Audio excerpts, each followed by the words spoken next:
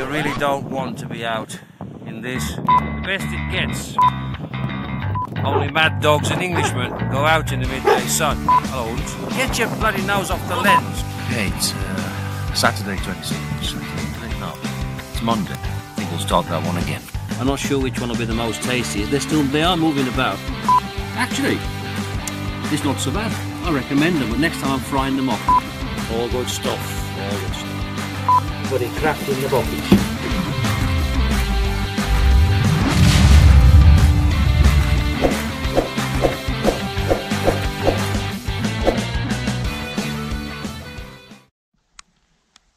So, here I am somewhere under all this Gore-Tex because, as we say in English, it's pissing down. There's no other description for it, and it has been peeing down for some hours now. What is the objective of this film? Well, it's more of a historical record for me and perhaps for Timo, to understand where our flood defenses are failing, but not to a great extent. So, as I said, I think it started raining yesterday evening late, and it rained all night, and it's planned to rain all day. My village doesn't have any mains water, and we have two natural springs, one in that direction and the other one in that direction. And in the summertime they're almost at a trickle, and of course we are in a bit of a valley, and so all the water comes down across my land and aims down in that direction to the lakes, which feeds 1, 2, 3 lakes. Anyway, I'm going to switch the camera around now. I try to make this in one take. Cuts down on my editing, which I find very difficult. Anyway, let's have a bit of a walk around, and I'll see later whether this film is worth uploading or needs serious editing, or it's a lot of crap and it needs to be deleted, because that's the way life is. It's yes, no, or bolo, gatox. Okay, let's switch it around. So here is my natural pond that you have seen enough films about. It's getting plenty of water at the moment, and that is not a problem.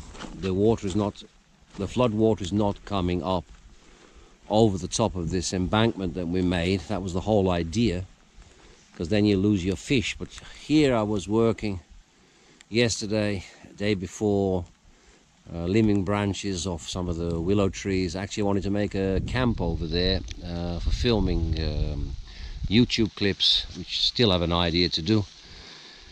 And the natural stream is running here, and you can see that there's quite a flow. It's really, you can say, burst its banks.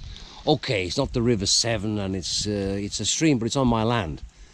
And what you have to realize is that behind this wires, which can be electrified, I have a plan this year to have a lot of pigs, and I need to know exactly where they're going to be, and are they going to stay dry or are they going to bloody drown. Now over in that direction, now the camera, the monitor has stopped to work, so I don't see what I'm filming.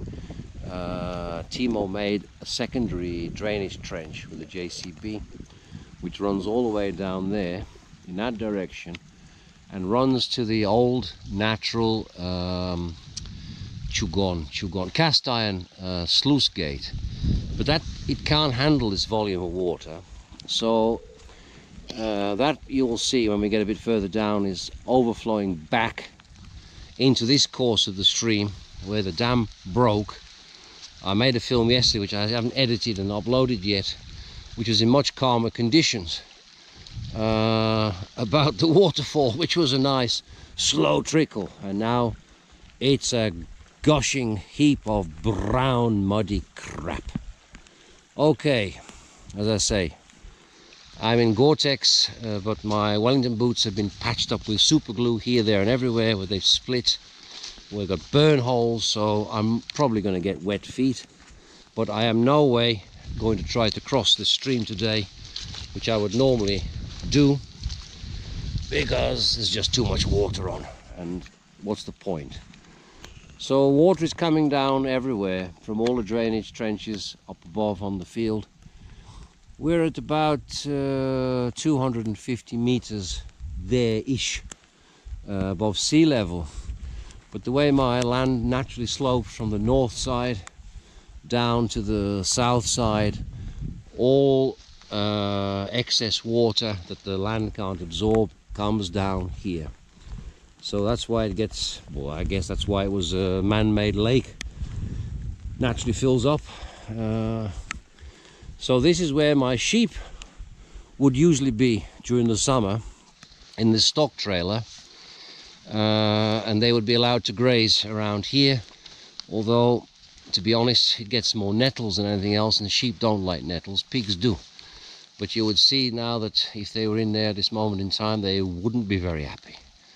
They would certainly have wet feet. They might even get washed away.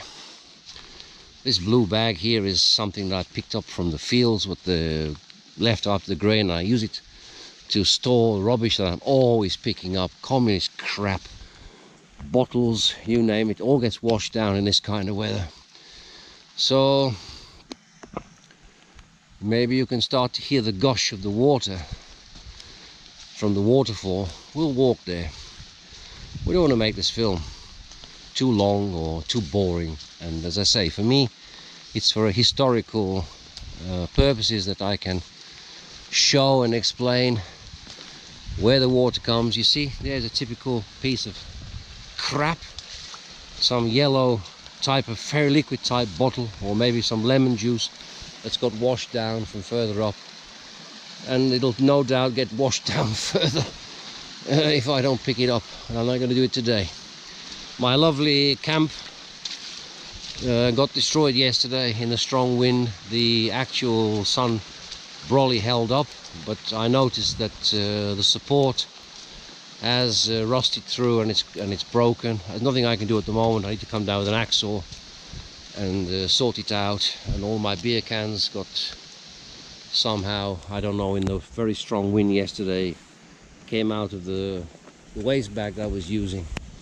So now hopefully you can see, because I don't see what the camera is pointing at, is the water that's coming down, overflowing from the sluice, which is behind, way over there somewhere. I can't really give you a pinpoint, but that from that trench on that side, on the south side, is obviously reached saturation point and is overflowing, and is now coming down into the natural stream, which is going down in that direction where I have explained before, where the dam burst some 40 to 50 years ago. Nobody seems to know the exact date. Some people say it was deliberately done, I don't know why, but it gave way here. So there's the natural embankment, man-made, with rocks and earth, and it went here. So this is the way I come out from my territory. Here's our man-made kind of fence, safety barrier, and you can probably hear that now. It's like Devil's Bridge in Aberystwyth. Look at the state of that shite.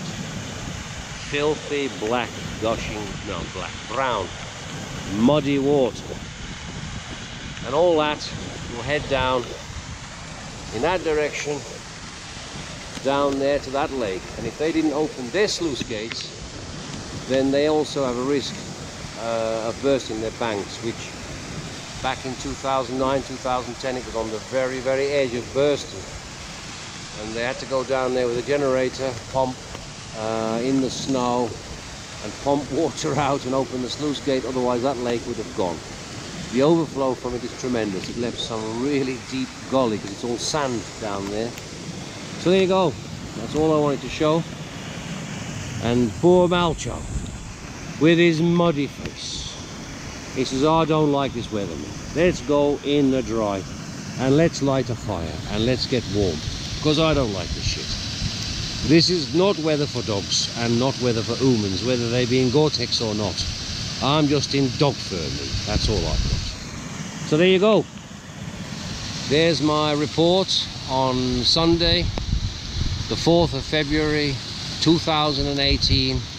I'm not even going to try to look at my watch. I'm guessing it's about 1400 hours, something like that, early afternoon, and it's still peeing down. Cats and dogs. Over and out for now.